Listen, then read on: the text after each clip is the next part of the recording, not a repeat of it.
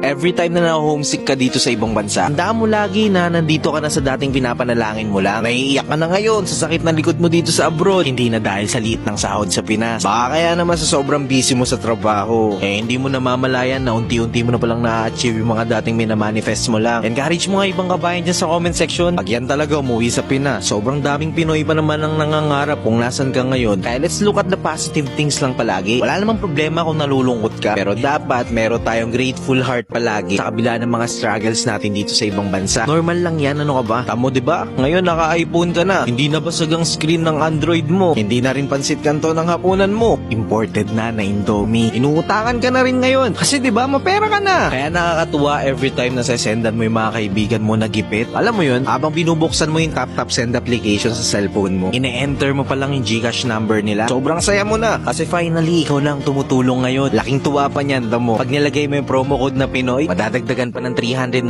pesos yung ipapadala mo. Mabilis na, high exchange rates, may bonus pa na 390 pesos dahil sa promo code na Pinoy. If titignan mo naman talaga kabayan, malayo-layo ka pa nga. Pero try mo lumingon sa likod, malulula ka at sobrang layo mo na. Basta wag ka lang mapapagod lumaban. Lakasan mo lang palagi ang loob mo para sa mga taong naniniwala sa'yo. Pag nadapa, umayo. Pag umiyak, edi punasan mo. Tapos laban ulit. Kaya mo yan. I-motivate lang natin yung isa't isa. Kaya i-share mo na tong video na to, kabayan.